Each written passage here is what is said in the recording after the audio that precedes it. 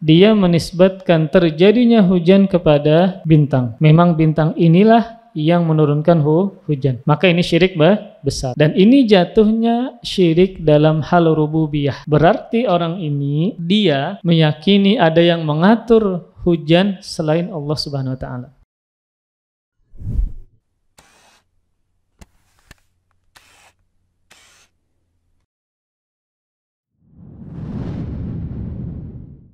Assalamualaikum warahmatullahi wabarakatuh. Alhamdulillah wassalatu wassalamu ala Rasulillah wa ala alihi wa sahbihi wa mawalah.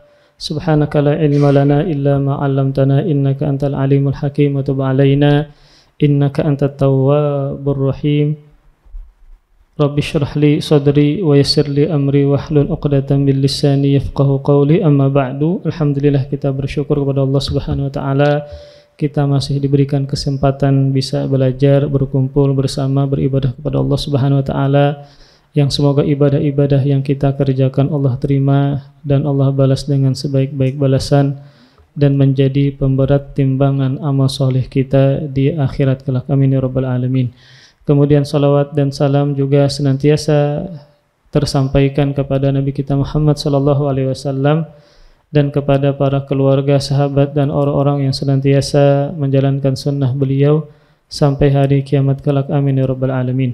Kita membahas pembahasan yang baru, yaitu bab yang ke-29, Maja'a fil istisqa bil anwa, atau babu maja'a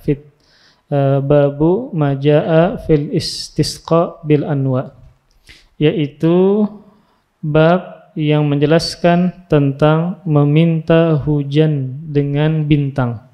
Meminta hujan dengan bintang. Maka di sini penulis ingin menjelaskan berkaitan tentang kesalahan atau kekeliruan, bahkan kesyirikan, yaitu menisbatkan hujan dengan bintang. Menisbatkan hujan dengan bintang. Kita bahas dari sisi judul. Di sini penulis membawakan dengan sebutan istisqa bil anwa, minta hujan dengan bintang. Maka kalimat istisqa ya, yang kita terjemahkan tadi maknanya adalah talabus suqya, minta hujan ya. Maka meminta hujan ini dengan bintang ini terbagi dua macam. Meminta hujan dengan bintang terbagi dua macam. Macam pertama, syirkun akbar, syirik besar. Ini ada dua bentuk. Kapan dikategorikan meminta hujan atau menisbatkan hujan dengan bintang, ini menjadi syirik besar. Maka ada dua bentuk. Bentuk yang pertama, an yad'uwal anwa bis suqya. Dia berdoa kepada bintang ya, untuk diturunkan hujan.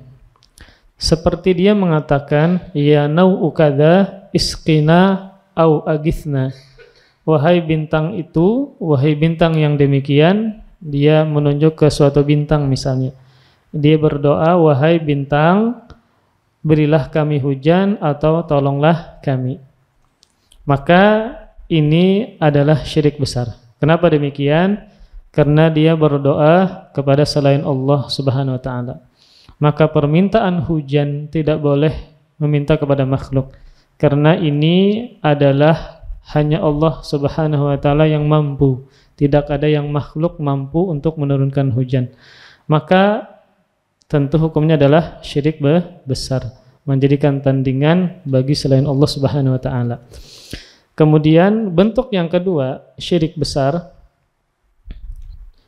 an yunsiba husulal amtar ila hadhil anwa ala annaha hiyal fa'ilatu binafsiha dunallah. Maka syirik besar bentuk yang kedua adalah menisbatkan atau menyandarkan terjadinya hujan kepada bintang-bintang ini, bahwasanya bintang tersebut dialah yang melakukan dengan sendirinya. Dialah yang melakukannya dengan sendirinya tanpa selain Allah. Maksudnya adalah ketika terjadi hujan, lalu dia mengkaitkan, menyandarkan bahwa hujan disebabkan, bahwa hujan itu diturunkan oleh bintang. Artinya bintang ini bisa menurunkan hujan. Kalau bentuk yang pertama kan tadi dia berdoa kepada bintang agar menurunkan hujan. Kalau bentuk kedua ini masih syirik besar, dia menisbatkan terjadinya hujan kepada bintang. Memang bintang inilah yang menurunkan hujan. Maka ini syirik besar. Dan ini jatuhnya syirik dalam hal rububiyah. Berarti orang ini dia meyakini ada yang mengatur hujan selain Allah Subhanahu wa taala. Dia meyakini ada yang mengatur alam selain Allah Subhanahu wa taala, yaitu bintang. Maka ini juga adalah syirik besar. Kalau yang pertama tadi adalah bentuknya dia melakukan kesyirikan dalam hal uluhiyah, yaitu dia memalingkan ibadah kepada selain Allah, doa kepada bintang. Berarti kan memalingkan doa kepada selain Allah. Bentuk yang kedua ini kesyirikan dalam hal rububiyah. Dia meyakini ada yang mengatur hujan, bisa menurunkan, yaitu bintang. Maka jatuhnya adalah syirik besar. Kemudian macam yang kedua dari meminta hujan dengan bintang, maksudnya adalah syirik kecil. Hukumnya adalah syirik kecil. Bagaimana gambarannya? Wa huwa an yaj'ala hadhil anwa sababan ma'atiqadihi annallaha huwal khaliqul fa'il. Dikategorikan sebagai syirik kecil kalau dia menjadikan atau meyakini bahwa bintang-bintang itu hanya sebab saja. Jadi bintang ini dia meyakini sebab turunnya hujan, ya. Disertai keyakinan dia bahwa Allah lah yang menciptakan, yang melakukan, yang menciptakan hujan dan menurunkan hujan. Jadi dia hanya sebatas meyakini hujan ini turun disebabkan karena bintang. Namun dia meyakini di hati yang menurunkan, yang menciptakan hujan hanya Allah Subhanahu wa taala. Maka ini adalah kategorinya syirik kecil, bukan syirik besar. Tetapi walaupun dikatakan sebagai syirik kecil, tetap hukumnya adalah dosa besar. Nah, kenapa dikategorikan sebagai syirik kecil? Karena Allah tidak menetapkan turunnya hujan disebabkan bintang. Nah, ini kan berkaitan dengan sebab dan akibat. Ini sudah sering kita bahas. Jadi ada sebab, ada akibat. Misalnya adanya kesembuhan disebabkan obat, disebabkan minum obat. Berkaitan dengan sebab dan akibat, kita menetapkan adanya sebab, adanya akibat dengan dua cara. Kita katakan sebagai sebab. Yang pertama syariat menetapkan, yang kedua ahlinya menetapkan. Misal berkaitan dengan kesembuhan, maka madu Allah tetapkan memiliki kesembuhan, sebab sebagai kesembuhan. Kemudian habatus sauda sebab sebagai kesembuhan. Bekam juga sebagai sebab untuk penyembuhan. Nah, maka kita katakan bahwa bekam, madu, kemudian habatus sauda ditetapkan oleh syariat, dia bisa dijadikan sebab untuk kesembuhan. Kemudian tidak ada dalam Al-Quran seperti sambiloto, nah seperti kumis kucing, tidak ada dalam hadis dan Al-Quran. Tetapi ketika diteliti oleh tenaga ahlinya, ternyata di dalamnya ada kandungan yang bisa menyebabkan kesembuhan penyakit tertentu. Bolehkah kita menjadikan sebab kesembuhan? Maka boleh. Nah sekarang hujan, apakah ditetapkan oleh syariat? Apakah ada dalil yang mengatakan hujan disebabkan oleh bintang? Ternyata tidak ada. Maka tidak boleh menisbatkan sebab yang Allah tidak tetapkan sebagai sebab. Hukumnya adalah haram. Kenapa demikian? Seakan-akan orang ini lancang mendahului Allah Subhanahu wa taala. Allah tidak menetapkan sebab, dia tetapkan sebagai sebab. Namun tadi tidak sampai kepada derajat syirik besar, tetapi adalah syirik kecil saja. Haram, dosa besar, tetap dia sebagai seorang muslim tidak keluar dari Islam. Kemudian berkaitan dengan bab ini, maka penulis membawakan beberapa dalil, ya. Seperti biasa, yang pertama dalil dalam Al-Qur'anul Karim. Maka penulis membawakan dalil di surah Al-Waqiah ayat 82. Firman Allah Subhanahu wa taala, "Wa taj'aluna rizqakum annakum tukadzibun." Kata Allah Subhanahu wa taala, dan kalian, ini orang-orang musyrikin, membalas rizki yang telah Allah anugerahkan kepada mereka, ya. Dan kalian membalas rizki kepadamu dengan mendustakannya. Nah, maka dan kalian membalas rizki. Rizki di sini sebagaimana tafsiran dari Abdullah bin Abbas, maksudnya adalah al-matar, hujan. Maksudnya adalah apa? Hujan. Dan kalian membalas hujan yang Allah sudah berikan kepada kalian, ya, kepadamu wahai Muhammad dengan mendustakannya. Bagaimana maksudnya mereka mendustakannya? Mereka menyandarkan hujan itu turun bukan dari Allah, tetapi menisbatkan kepada bintang. Dan mereka tidak bersyukur kepada Allah, tapi bersyukur kepada bintang. Jadi mereka mendustakan nikmat yang Allah berikan kepada mereka, bahwa hujan adalah rahmat dan nikmat Allah Subhanahu wa taala. Jadi mereka dustakan. Maka ayat ini ternyata diriwayatkan dalam Musnad Imam Ahmad dan juga Imam Tirmidzi dalam sunannya dari menantu Nabi Ali bin Abi Thalib radhiyallahu taala anhu, bahwa Nabi sallallahu alaihi wasallam bersabda berkaitan tentang ayat ini. Kata Rasulullah sallallahu alaihi wasallam, "Syukrakum taqulun mutirna binau'i kadza wa kadza wa binajmi kadza wa kadza." Yakni kalian mewujudkan syukur kalian dengan mengatakan kami diberi hujan karena bintang ini dan bintang itu, sehingga kata Allah kalian mendustakan nikmat Allah Subhanahu wa taala berupa hujan. Ketika Allah menurunkan hujan, ternyata mereka mendustakannya.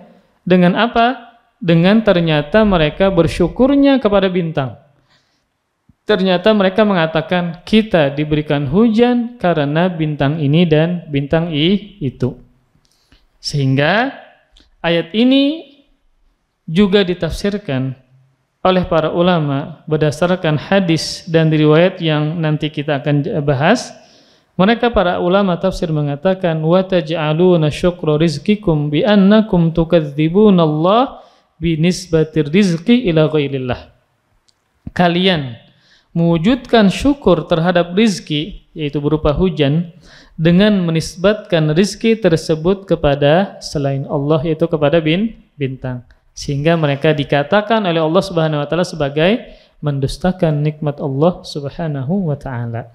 Jadi apa tadi kaitannya ayat ini dengan bab yang kita bahas, yaitu orang-orang musyrikin mereka mendustakan nikmat Allah Subhanahu wa taala. Dengan apa? Pada penjelasan tadi, ketika mereka dikasih hujan, ternyata bersyukurnya bukan kepada Allah. Ternyata menyandarkan nikmatnya, hujan tadi bukan kepada Allah, tetapi kepada bintang ini dan bintang itu. Ini menunjukkan bantahan dari Allah Subhanahu wa taala bahwasanya segala nikmat termasuk hujan itu datangnya mutlak dari Allah Subhanahu wa taala saja, bukan dari bintang-bintang tersebut. Kemudian setelahnya baru penulis membawakan dalil berupa hadis Rasulullah sallallahu alaihi wasallam. Wa an Abi Malik Al-Asy'ari radhiyallahu taala anhu, dan dari sahabat Abu Malik Al-Asy'ari, anna Rasulullah sallallahu alaihi wasallam qala, bahwasanya Rasulullah sallallahu alaihi wasallam bersabda, arba'un fi ummati min amril jahiliyah la yatrukunahunna al-fakhru bil ahsab wa ta'nu fil ansab wal istisqa bin nujum wan niyahah. Hadis ini sahih dikeluarkan oleh Imam Muslim. Wa qala an-naihah idza lam tatub qabla mautiha tuqamu yaumal qiyamah wa 'alaiha sirbalun min qatiran wa dir'un min jarab. Hadis ini dikeluarkan oleh Imam Muslim. Kata Rasulullah sallallahu alaihi wasallam, ada 4 perbuatan jahiliyah yang masih ditemukan dan sulit ditinggalkan oleh umatku. Jadi apa maksud dari kata-kata jahiliyah ya? Maksudnya adalah masa sebelum Nabi dibangkitkan. Jahiliyah adalah masa sebelum Nabi dibangkitkan ya. Maka ini masa-masa yang sangat buruk ya. Mereka hidup bebas, minum khamar, macam-macam, membunuh anak perempuan dan setersuka perang dan seterusnya. Maka Nabi mengatakan ada 4 perbuatan jahiliyah. Tujuannya apa? Nabi mengatakan ini adalah perbuatan jahiliyah. Kata-kata perbuatan jahiliyah tujuannya adalah agar itu menunjukkan kita harus menjauhi dan menunjukkan perbuatan yang sangat buruk dan jelek. Makanya Nabi katakan adalah perbuatan jahiliyah. Makanya kalau ada orang yang orang ini misalnya sifatnya kada baik, lalu kita sambati misalnya, walaupun tidak boleh, ini contoh saja, ini gawe nikam ini gak kayak orang jahiliyah, pastinya kada ketujuh. Ini karena ungkapan jahiliyah adalah ungkapan yang buruk dan jelek. Jadi Nabi mengatakan ini agar kita menjauhi, dan ini menunjukkan perbuatan buruk dan jelek. Ada 4 perbuatan jahiliyah. Jahiliyah artinya apa secara bahasa? Jahil, bodoh ya. Karena mereka pada saat itu lagi sesat dan lagi jahilnya. Ya, sangat banyak kerusakan, keburukan yang mereka kerjakan pada masa-masa tersebut. Ada 4 perbuatan jahiliyah yang masih ditemukan dan sulit untuk ditinggalkan oleh umatku. Yang pertama adalah al-fakhru bil ahsab, membangga-banggakan nenek moyang atau leluhur. Suka apa? Membangga-banggakan nenek moyangnya. Yang kedua, wa ta'nu fil ansab, dan mencela keturunan. Wal istisqa bin nujum, ini poinnya kita bahas. Yang ketiga adalah istisqa bin nujum, meminta hujan dengan bintang atau mengaitkan turunnya hujan dengan bintang. Yang keempat, wan niyahah alal mayyit, dan meratapi kematian seseorang. Lalu Nabi bersabda, jika wanita yang meratapi tersebut, jadi Nabi lebih sebutkan khusus bahwasanya yang sering meratapi mayit, teriak-teriak, berurusak ketika ada yang meninggal dunia, suaminya kah, abahnya kah, maka biasanya adalah perempuan. Walaupun juga laki-laki terkadang, tetapi tidak sebanyak para perempuan. Maka Nabi mengatakan an-naihah, perempuan yang meratapi kematian seseorang. Idza lam tatub, apabila dia tidak bertaubat, artinya meratapi macam-macam, suka teriak-teriak ketika ada meninggal dunia, tidak bertaubat kepada Allah dan meninggal dunia, misalnya qabla mautiha, dia tidak bertaubat sebelum dia meninggal dunia. Tuqamu yaumal qiyamah, niscaya pada hari kiamat dia dibangkitkan, wa 'alaiha sirbalun min qatiran, dengan mengenakan pakaian yang berlumuran cairan tembaga yang panas. Wa dir'un min jarabin, dan baju zirah ya. Jadi kalau misalnya kita hendak perang kan baju besi, itu disebut dengan dir'. Dan baju zirah atau mantel yang bercampur dengan penyakit kulit. Jarab itu penyakit kulit, yang mana kalau seandainya menjangkiti binatang, maka binatangnya bisa mati. Intinya adalah ini adalah ancaman bagi siapapun yang ternyata suka meratapi mayit, entah dengan teriak-teriak dan seterusnya. Kalau dia tidak bertobat kepada Allah, meninggal dunia dengan perbuatan dosa besar tadi, maka ada ancaman khusus yang akan dia dapatkan pada hari kiamat. Itu dia disuruh untuk mengenakan pakaian yang terbuat atau yang berlumuran, yang dilumuri dengan cairan tembaga panas, dan juga zirah yang bercampur dengan penyakit kulit yang mematikan seperti ini. Sehingga ini menjelaskan bahwasanya perbuatan tersebut adalah dosa besar. Karena ada ancaman dari Nabi SAW berkaitan dengan niyahah atau meratapi mayit tadi. Maka hadis ini menjelaskan tentang 4 perkara yang tercela, yang buruk, yang menjadi kebiasaan orang-orang jahiliyah dulunya. Maka perhatikan di sini Nabi sallallahu alaihi wasallam mengatakan dengan menyebutkan kebiasaan jahiliyah itu menunjukkan adalah sesuatu yang sangat buruk dan sangat jelek dan seterusnya. Kemudian para ikhwah sekalian, yang pertama kita bahas adalah membanggakan nenek moyang atau membanggakan nasab. Maka berkaitan dengan membanggakan nasab ya atau membanggakan nenek moyang tadi, maka para ulama mengartikan kata ahsab, kata nenek moyang atau nasab, ini ada dua makna. Yang pertama adalah nasab atau nenek moyang, yang kedua adalah kedudukan di masyarakat. Jadi kan yang tadi disebutkan ada empat perkara yang umat beliau ini susah untuk meninggalkannya, yaitu yang pertama adalah membanggakan ahsab. Ahsab ada para ulama menyebutkan dua makna. Makna pertama adalah ahsab ini adalah nasab atau nenek moyang. Makna yang kedua adalah kedudukan di masyarakat. Jadi ini yang sulit untuk ditinggalkan oleh umat beliau, yaitu ketika mereka suka membanggakan nasab mereka atau keturunan mereka. Makna yang kedua adalah ketika mereka membanggakan kedudukan yang mereka dapatkan di tengah masyarakat. Maka kenapa demikian? Kenapa membanggakan ini termasuk perkara-perkara jahiliyah? Karena ini bisa menjadikan dia orang yang sombong, yang suka menghina orang lain. Padahal kita sudah pahami bersama bahwasanya barometer kemuliaan di sisi Allah adalah bukan karena faktor nasab, bukan karena faktor dia memiliki jabatan yang tinggi, tetapi adalah ketakwaan yang dia lakukan kepada Allah Subhanahu wa taala. Maka perkara jahiliyah yang pertama yang disebutkan oleh Nabi adalah entah dia membanggakan keturunannya, nasabnya, atau dia membanggakan kedudukan yang dia miliki. Nah, jadi memang demikian. Terkadang ada orang yang membanggakan abahnya, nenek moyangnya dan seterusnya ya. Padahal kita saja yang bisa mengakibatkan sombong. Padahal kita saja tidak boleh menyombongkan diri sendiri, apalagi menyombongkan keturunan. Ya. Makanya ada pepatah Arab mengatakan, laisal fata man yaqulu kana abi walakinnal fata man yaquluha anada. Tidaklah dikatakan pemuda yang sejati itu dia mengatakan ini bapakku seperti ini. Dia membanggakan siapa? Keturunannya. Abahku ini raja, apa menteri atau gubernur ya. Maka itu bukanlah pemuda sejati.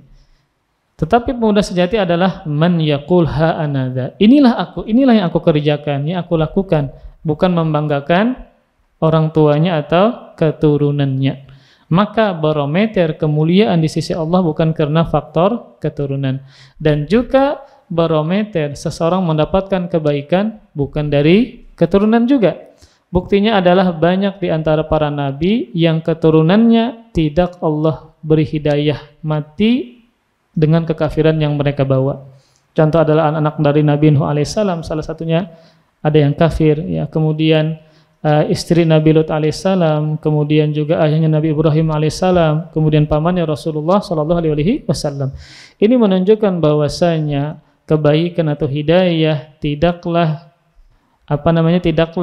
tergantung dengan keturunan, tetapi adalah ketakwaan yang dia lakukan kepada Allah Subhanahu wa taala.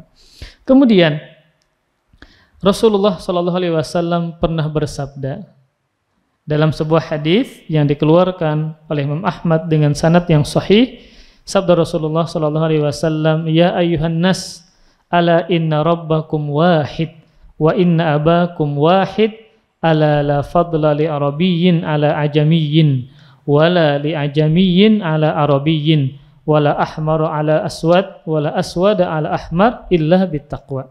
Kata Rasulullah sallallahu alaihi wasallam, "Wahai sekalian manusia, Rabb kalian satu, Tuhan kalian satu, dan ayah kalian satu." Siapa? Nabi Adam.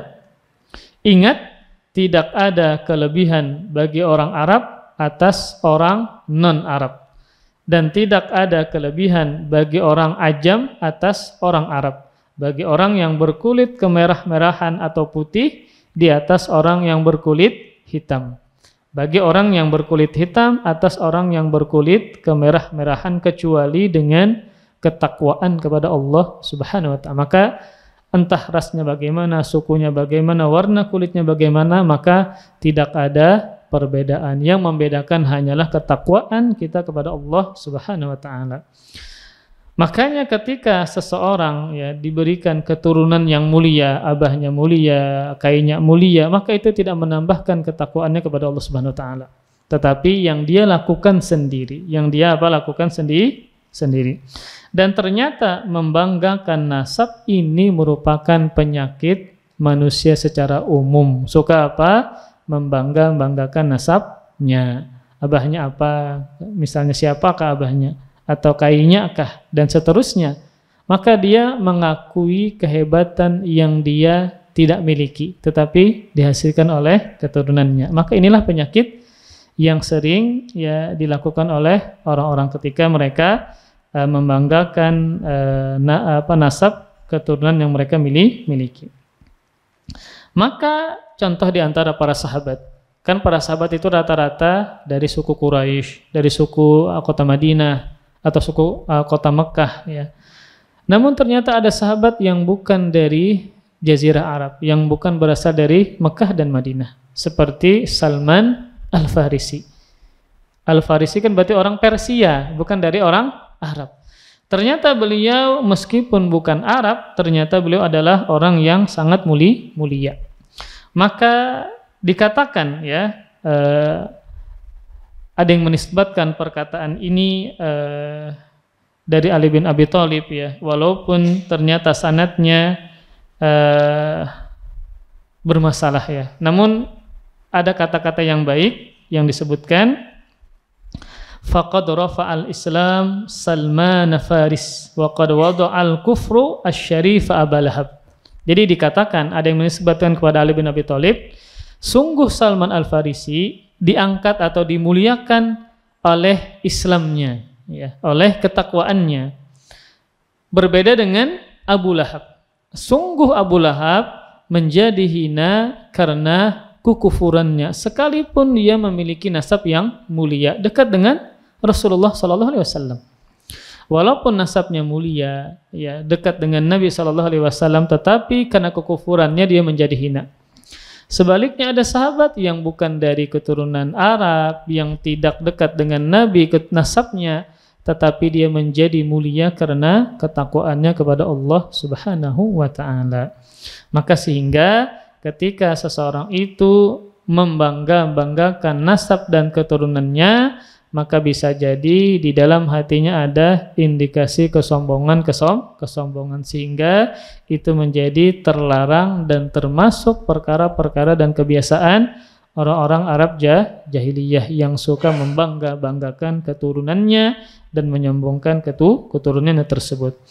Kemudian terlebih sabda Rasulullah SAW dalam hadis yang sahih yang dikeluarkan oleh Imam Bukhari, innallaha auha ilayya an tawada'u hatta la yabghi ahadun ala ahad wa la yafkhar ahadun ala ahadin. Kata Rasulullah SAW, sesungguhnya Allah telah mewahyukan kepadaku, hendaklah kalian memiliki sikap tawadu, sehingga karena kalian ini bersikap tawadu, kalian tidak menganiaya yang lain dan tidak menyombongkan yang lain.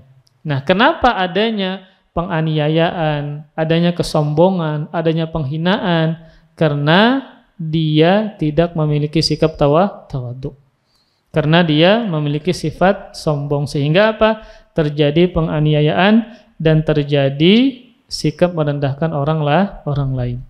Maka di sini Rasulullah SAW Allah wahyukan agar menyampaikan kepada umatnya agar umatnya memiliki sikap tawadu, sehingga tidak terjadi kezaliman di antara mereka, sehingga tidak terjadi adanya penghinaan di antara mereka ketika tadi mereka sama-sama memiliki sikap tawadu. Kemudian yang kedua, perkara jahiliyah yang disebutkan oleh Nabi adalah ini sebaliknya. Kalau yang pertama tadi membanggakan nasab dan nenek moyang dan keturunan, Yang kedua adalah at-ta'nu fil ansab, mencela nasab atau keturunan. Mencela nasab atau keturunan. Para ulama menyebutkan mencela nasab terbagi dua. Mencela nasab terbagi dua. Yang keduanya sama-sama diharamkan. Yang pertama adalah mencela suku atau nasab orang lain. Nah, mencela apa? Suku atau nasab orang lain. Dari apa? Kan kita ini banyak qabilahnya. Ada suku Banjar, suku Jawa, suku Madura, suku Dayak. Maka tidak boleh mencela suku yang lain. Atau dia mencela nasab orang lain. Maka itu diharamkan. Ya. Terkadang bersambatan kayak itu. Nah, suku ini dengan suku itu misalnya kada boleh. Ya. Maka tidak boleh. Itu termasuk perkara-perkara dan kebiasaan orang Arab jahiliyah.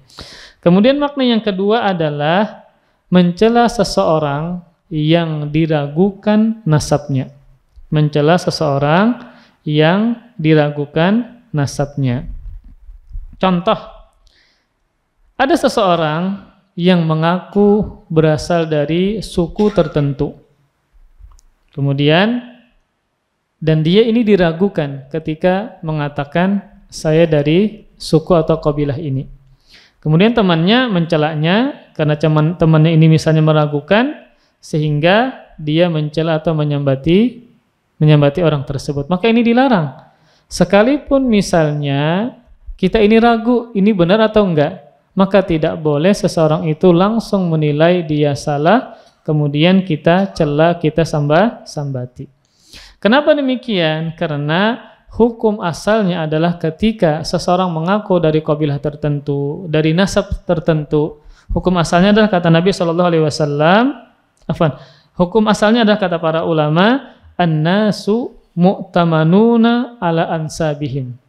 Seseorang itu dipercaya terkait nasabnya. Ketika dia mengakui, maka kita harus percaya kepada pengakuan orang tersebut, sukunya dari mana atau dari apa, ya, maka harus percaya.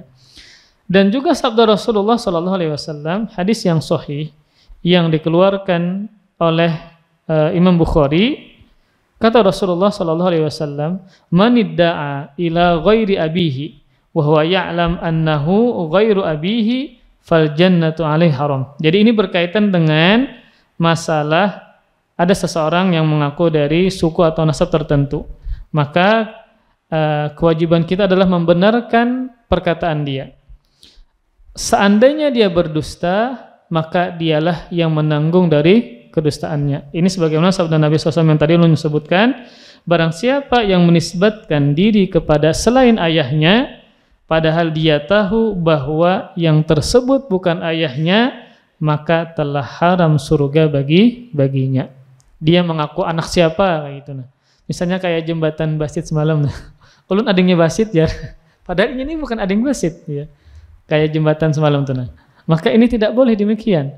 Kalau seandainya dia tahu bukan adingnya si paman Basit ini ya, maka dia ini terancam dengan sabda Rasulullah SAW diharamkan masuk ke dalam surga ya. Maka ini menunjukkan bahwasanya tidak boleh mengaku-ngaku seseorang dengan dengan keturunan tertentu padahal dia sudah tahu dia berdusta, maka ini ada ancaman yang khusus dari Rasulullah SAW. Jadi ketika ada seseorang yang mengaku keturunan fulan atau dari suku fulan, maka secara asal dia dia harus dipercayai. Kecuali kalau ada maslahat dan hajat untuk diselidiki. Nah, misalnya ada seseorang yang mewakafkan tanah atau bangunan kepada suku tertentu ya. Ada misalnya ada hadiah ya berupa tanah atau bangunan kepada suku tertentu. Lalu ada seseorang mengaku bahwasanya saya dari suku ini yang diberi hadiah berupa tanah atau bangunan tadi. Nah, ketika dalam perkara seperti ini, maka boleh untuk menyelidiki apakah dia benar dari suku tadi yang mendapatkan hadiah berupa tanah atau bangunan misalnya. Maka ini perlu diselidiki sehingga hukumnya adalah boleh. Tetapi secara asal ketika dia mengaku ya keturunan tertentu, suku tertentu, maka kita harus menerimanya, kecuali kalau ada hajat atau maslahat berkaitan dengan masalah ini. Seperti tadi, ketika ada seseorang mewakafkan atau memberi hadiah berupa tanah kepada suku tertentu, lalu ada seseorang yang mengaku dari suku ini dan kita ragu, maka boleh untuk mencari tahu apakah dia benar-benar suku dari orang ini dari suku tadi, sehingga dia berhak mendapatkan hadiah berupa tanah atau bangunan, maka ini dibolehkan.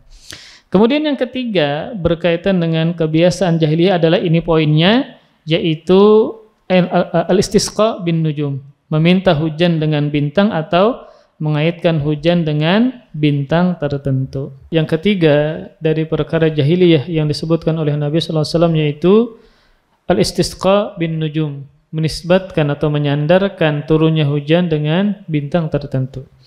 Kemudian yang keempat adalah an-niyahah, meratapi mayit. Niyahah, meratapi, maksudnya adalah mengangkat suara ketika menangis terhadap mayit, ya. Dia menangis kencang dengan sekencang-kencangnya, atau dengan bahamuk, ya, atau dengan memecahkan benda tertentu, atau dengan merobek baju dan seterusnya, maka ini termasuk meratapi mayit, ya. Maka seseorang yang meratapi mayit, entah dengan teriak-teriak, ya, dengan memecahkan kaca, piring, atau merobek baju, maka ini menunjukkan ketidaksabaran dan bentuk protes terhadap takdir Allah Subhanahu wa taala. Makanya berkaitan dengan ziarah kubur untuk wanita, memang para ulama berbeda pendapat. Ada yang mengatakan boleh dan ada yang mengatakan tidak boleh.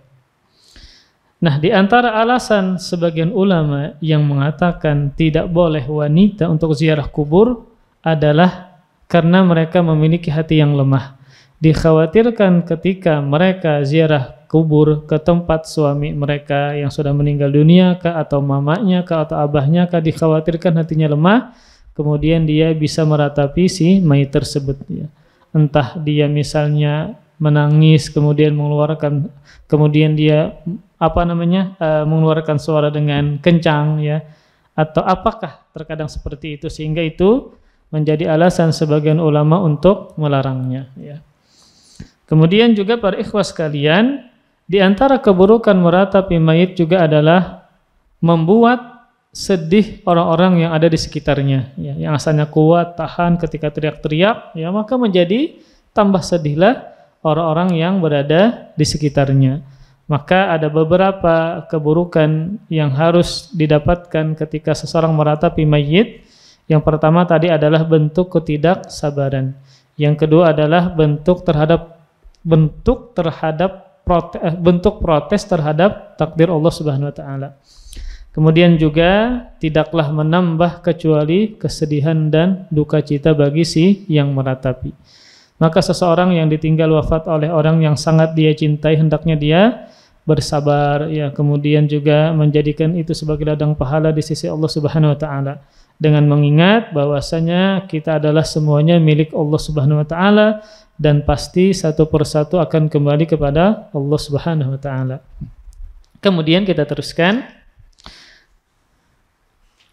Penulis kembali membawakan dalil, ya, dari Al-Imam Bukhari dan Imam Muslim. Penulis mengatakan walahuma an Zaid ibn Khalid radhiyallahu taala anhu qala shalla lana Rasulullah sallallahu alaihi wasallam salat as-subhi bil Hudaybiyah ala ithri sama'in kanat minal laili falamman sarafa aqbala 'alan nas faqala hal tadruna madza qala rabbukum qalu Allahu wa rasuluhu a'lam qala asbaha min ibadi mu'minun bi wa kafir fa amma man qala mutirna bi fadlillah wa rahmatihi fadzalika mu'min bi kafirun bil kaukab wa amma man qala mutirna bi nau'i kadza wa kadza fadzalika kafirun bi mu'minun bil kaukab. Dari keduanya, maksudnya Bukhari dan Muslim, meriwayatkan dari sahabat Zaid bin Khalid radhiyallahu taala anhu, beliau berkata, suatu ketika Rasulullah sallallahu alaihi wasallam mengimami kami salat subuh di Hudaybiyah. Setelah semalaman turun hujan. Setelah melaksanakan sholat, maka beliau sallallahu alaihi wasallam menghadap kepada orang-orang, menghadap kepada para sahabat.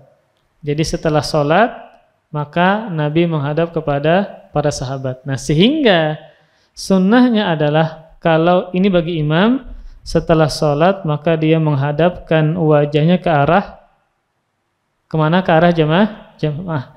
Bukan kita menghadap ke arah kanan, bukan.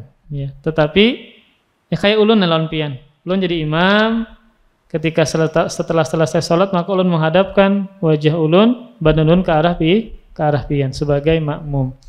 Tetapi kapan kita merubah posisi duduk?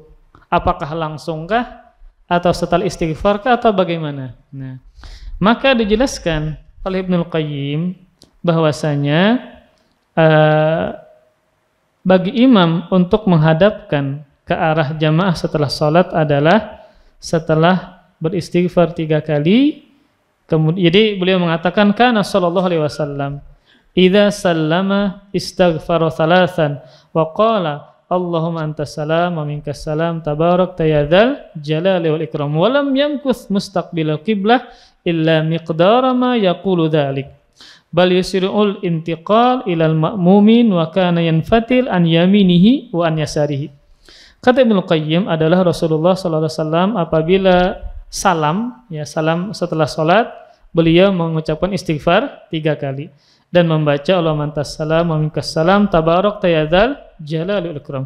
Tidak berapa lama menghadap kiblat kecuali sekedar apa yang beliau baca tadi. Maksudnya apa? Beliau menghadapkan fisiknya, wajahnya ke arah jamaah makmum setelah istighfar, kemudian mengucapkan Allahumma antas salam wa minkas salam tabarakta ya dzal jalali wal ikram, baru menghadapkan imam ke arah jamaah. Nah, kemudian setelah menghadap ke arah jamaah, Nabi bersegera tadi menghadapkan ke arah para makmum dan menoleh ke kanan dan ke kiri. Nah, jadi sebenarnya bukan bertunduk. Setelah kan kadang kita jadi imam, kemudian setelah kita mengucapkan istighfar Allahumma antas, kita bertunduk. Seharusnya kita menoleh ke kanan dan ke kiri, melihat ke arah jamaah. Disebutkan para ulama berusaha menyebut apa hikmahnya Nabi Shallallahu Alaihi Wasallam menghadapkan ke arah jamaah kemudian menoleh ke kanan dan ke kiri.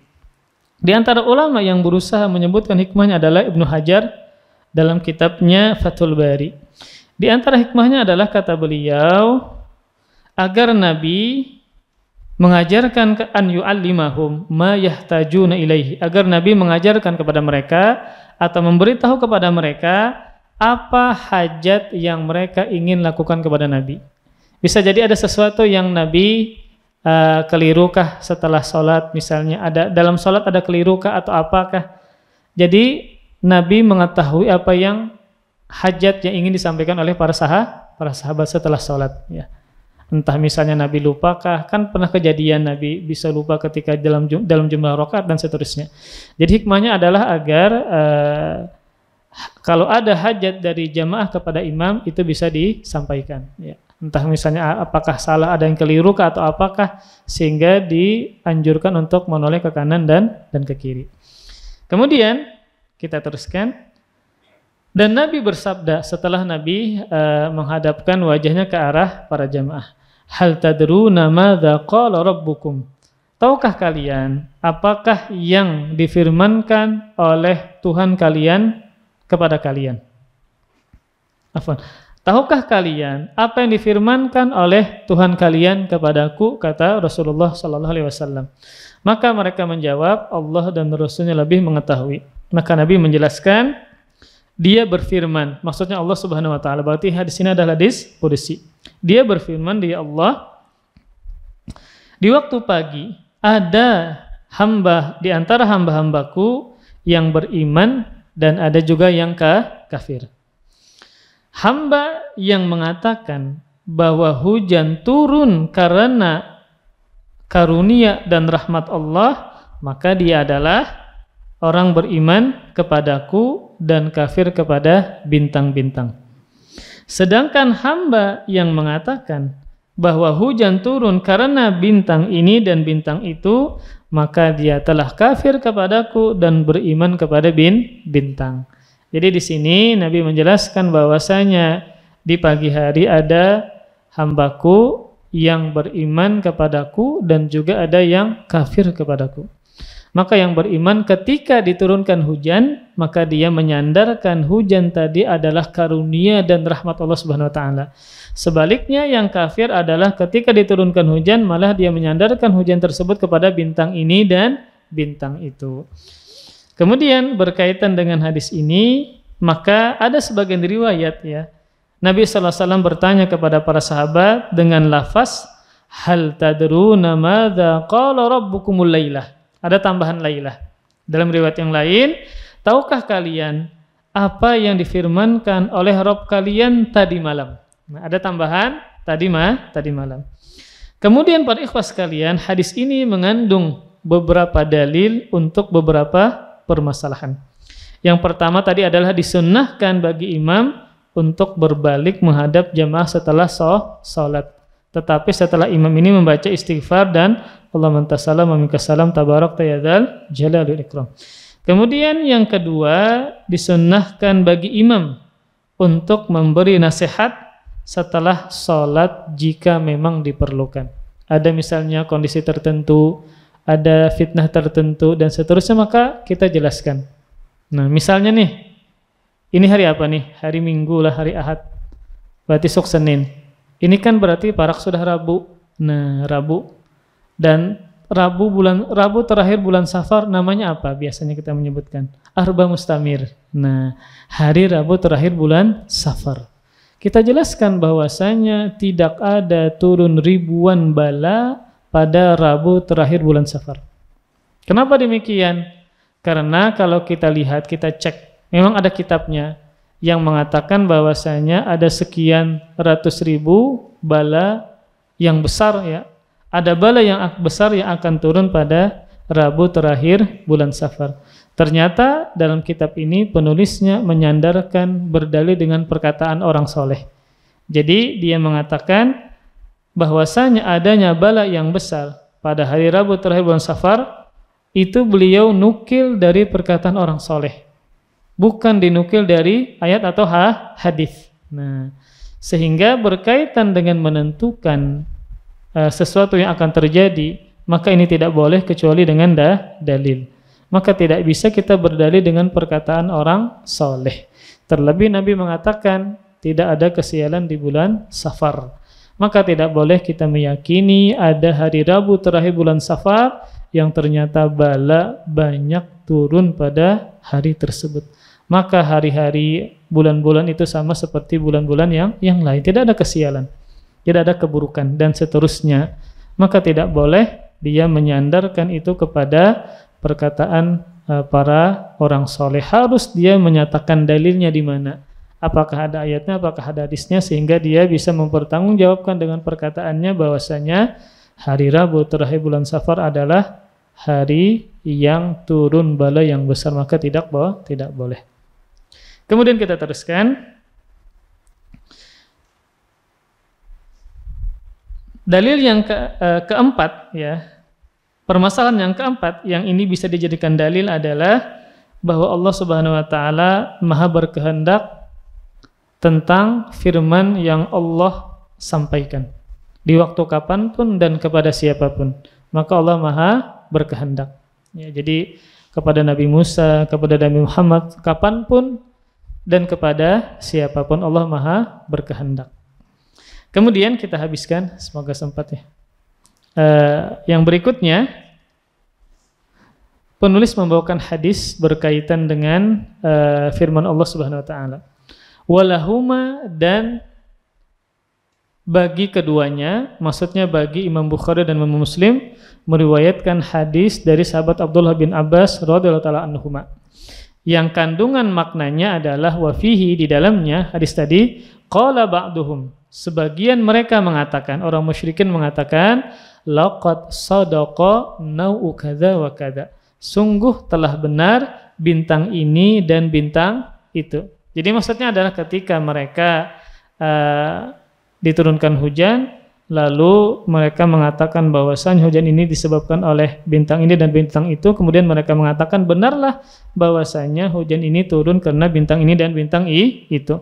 Lalu Allah menurunkan ayat fala uqsimu bimawaqi'in nujum, lalu aku bersumpah dengan tempat beredarnya bintang-bintang, wa innahu laqasamul law ta'lamuna azim, dan sesungguhnya itu benar-benar sumpah yang besar jika kalian mengetahui.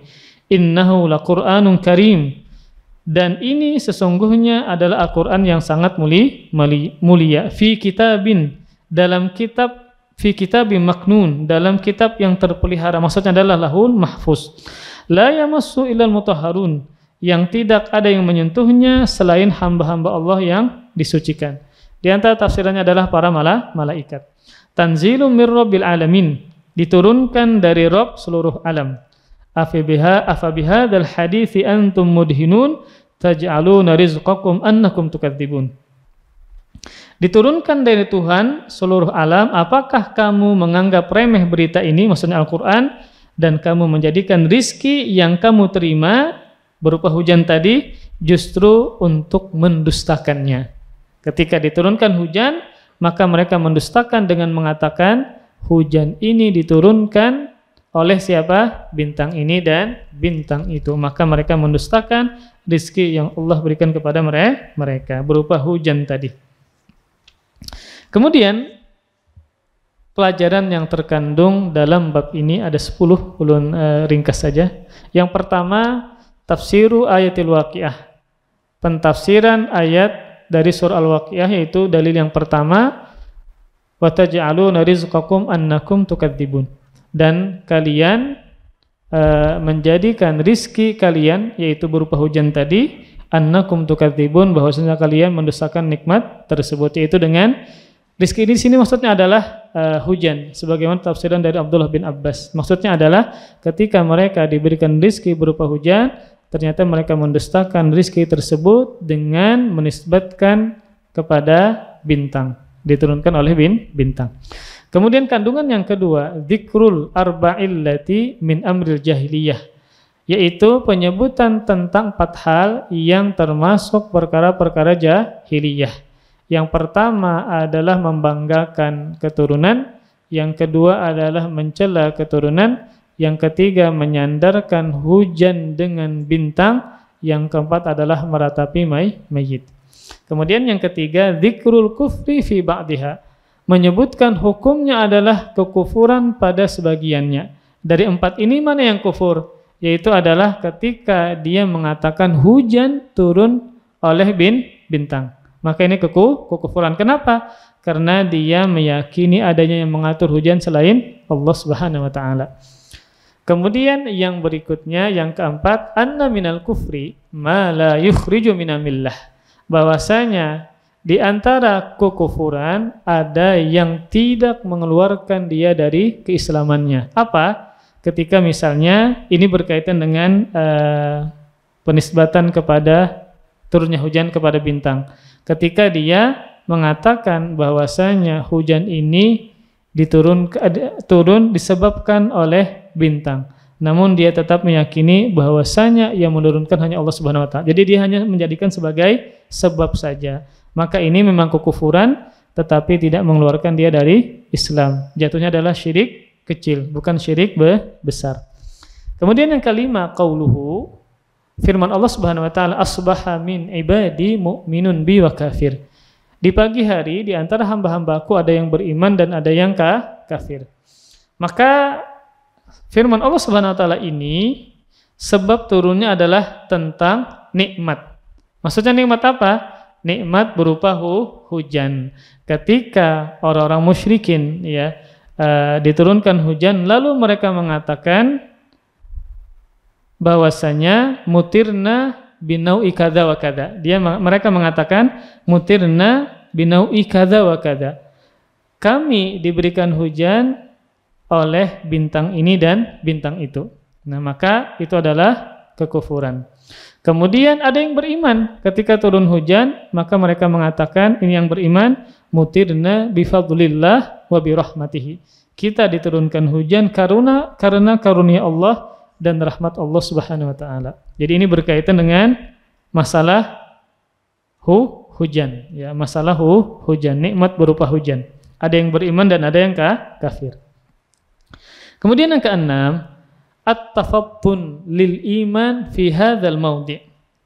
Perlunya pemahaman yang mendalam tentang iman dalam hal tersebut, yaitu menisbatkan hujan kepada karunia dan rahmat Allah. Kemudian yang ketujuh, at-tafattun lil kufri fi hadzal maudhi'. Pemahaman yang mendalam tentang kekufuran dalam hal tersebut. Apa kekufurannya? Ketika diturunkan hujan lalu mereka mengatakan mutirna binau'i kadza wa kadza.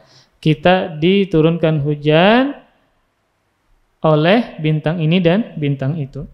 Kemudian yang kedelapan, at-tafattun liqaulihi laqad sadaqa nau'u kadza wa kadza.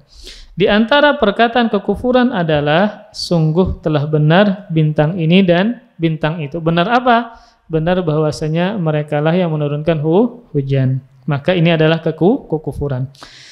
Kemudian yang kesembilan, ikhrajul alim lil muta'allim al-mas'alah bil istifham anha liqaulihi atadruna madza qala rabbukum. Yang kesembilan adalah mengajarkannya orang yang alim kepada yang belajar tentang suatu permasalahan dengan bertanya tentangnya. Jadi Nabi Shallallahu Alaihi Wasallam di sini mengajarkan metode pengajaran kepada para sahabat, yaitu dengan metode bertanya. Kan Nabi mengatakan, atadruna madza qala rabbukum. Apakah kalian tahu apa yang Rabb kalian katakan? Dalam riwayat yang lain, malam tadi. Nah, maka ini kan berkaitan tentang firman Allah Subhanahu wa taala, yang mana iman sahabat luar biasa. Jadi sehingga para sahabat semakin termotivasi untuk mendengarkan yang Nabi sampaikan. Maka Nabi menyebutkan salah satu metode pengajaran dengan bertanya sehingga semakin penasaran dan seterusnya. Kemudian yang ke-10, wa'idun naihah, ancaman terhadap wanita yang meratap. Apa? Ketika dia meninggal dunia tidak bertobat atas ratapan-ratapan yang telah dia lakukan, maka dia dipakaikan pakaian yang bercampur dengan cairan tembaga panas dan juga dan jubah yang dicampuri dengan penyakit kulit yang mematikan. Ini adalah ancaman yang khusus bagi siapapun yang meratapi mayit namun tidak sempat bertaubat kepada Allah Subhanahu wa taala, sehingga meratapi mayit teriak-teriak ya kepada mayit yang sudah meninggal dunia, maka hukumnya adalah dosa besar karena ada ancaman khusus di akhirat kelak. Wallahu a'lam bissawab. Kita selesaikan bab yang ke-29 berkaitan tentang tadi menyandarkan atau menisbatkan hujan kepada bintang tertentu dan seterusnya. Semoga Allah Subhanahu wa taala semakin menjadikan kita orang yang bertauhid, mengenal kesyirikan, mengenal keimanan, sehingga kesyirikan kita tinggalkan, keimanan kita perbanyak, kita pertebal, dan semoga Allah Subhanahu wa taala memudahkan kita mengamalkan ilmu yang sudah kita dapatkan. Amin ya rabbal alamin. Sallallahu ala nabiyina Muhammadin wa ala alihi wa sahbihi wa baraka wa sallam.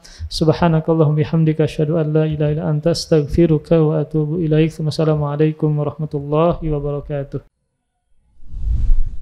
Terima kasih. Jazakumullah khairan wa barakallahu fikum. Video ini dibuat atas partisipasi dari donasi Anda. Semoga menjadi amal jariah bagi Anda semuanya.